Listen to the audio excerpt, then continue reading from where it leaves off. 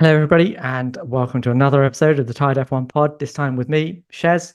Amara's not with us today, but he will be back later in the week, and we will have a chat about some of the things that we're talking about today with him. The last week, I have been on a bit of a high because Lewis won a race finally, and it's great to see him there. I think there wasn't really anybody out there in the F1 community that wasn't happy to see Lewis break his win drought. And I want to see him keep doing that. And maybe he will continue to win some races at Mercedes, but next season he's going to Ferrari. And right now, Ferrari look a bit of a shambles, both from a strategy point of view, but most importantly, from a technical point of view. And I am worried. I am super worried that he's going to go over there and he's going to be stuck with a car that is recalcitrant again. And the last two seasons have shown us that it doesn't matter who you are. If you don't have a car that's capable of winning races, you are not going to win races. And therefore, you are not going to win championships. And that is what I am worried Lewis is going to find himself in next season. And the big problem for me is Ferrari seem to be losing their grip on the once nailed on recruitment of one Adrian Newey. And I want to start with this little quote. So Andrew Benson at BBC Sport was writing in a Q&A article, and he had this to say. Chief Executive Officer of Ferrari, Benedetto Vigna, has balked at the level of salary Newey commands and that there is a concern he would have too much power and could override the system inside the company. Close quotation marks. Oh my God. This to me just shows that the CEO of Ferrari doesn't get it. He does not understand how to gain success from a Formula One team. In fact, he doesn't even understand how Ferrari was so successful in the early noughties. And I'm going to rewind there because I think that all of the players that we have now have equivalents back in the early noughties. So I think the CEO, Benedetto Vigna, you can replace him with Gianni Agnelli. Fred Vasseur, you can replace him with Jean Todt. Lewis Hamilton coming in, you can replace him with Michael Schumacher. What they don't have right now is a Ross Brawn equivalent.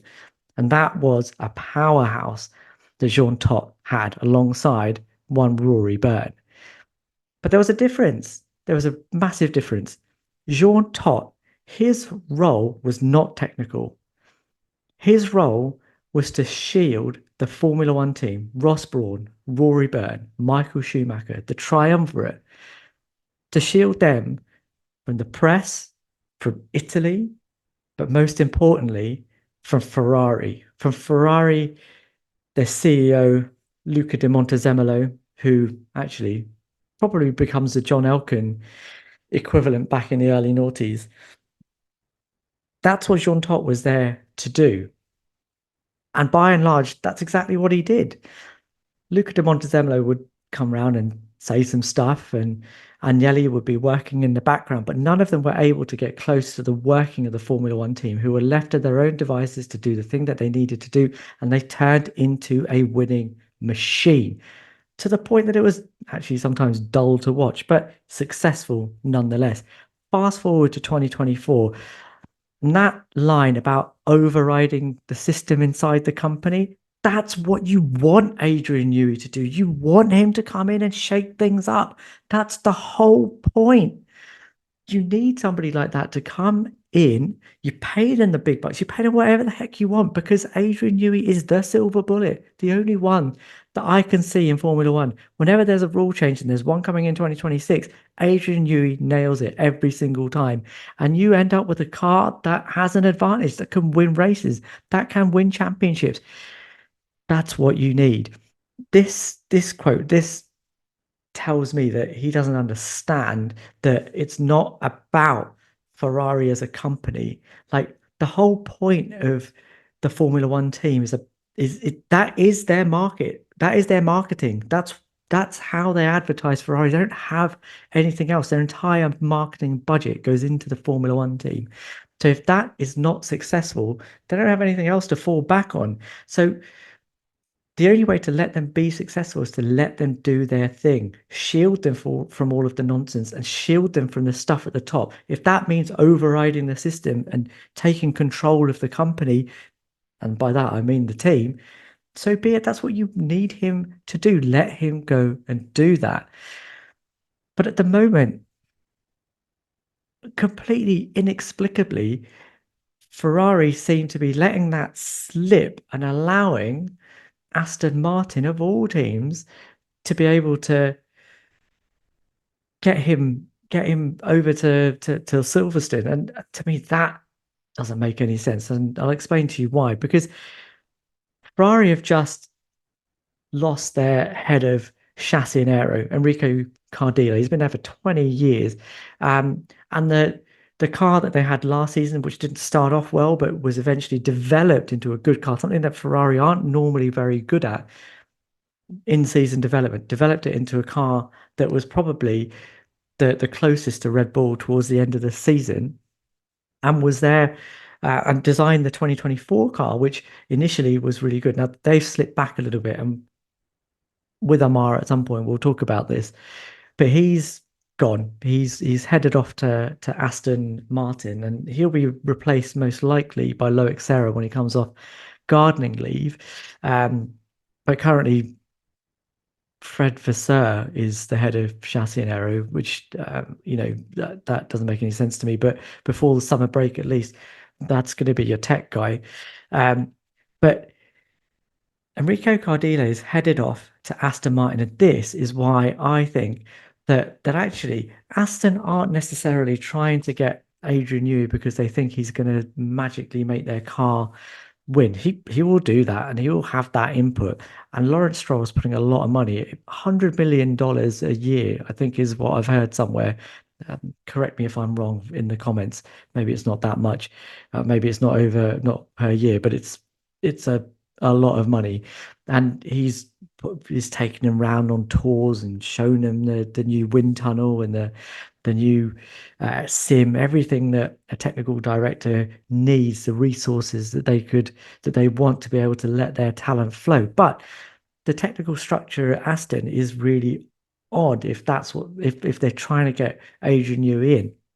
So Enrico Cardillo is going to go over to Aston Martin and become the chief technical officer. And if that sounds familiar, it's because it is. That's the role that Adrian Newey currently has at Red Bull. Pierre Vacher is the technical director. That's what Dan Fallows does at Aston Martin right now. And you could argue that, Dan Fallows probably either needs to be shielded from the top by somebody above him or has just not been doing a good enough job. And perhaps Enrico Cardillo can come in and help him out with that.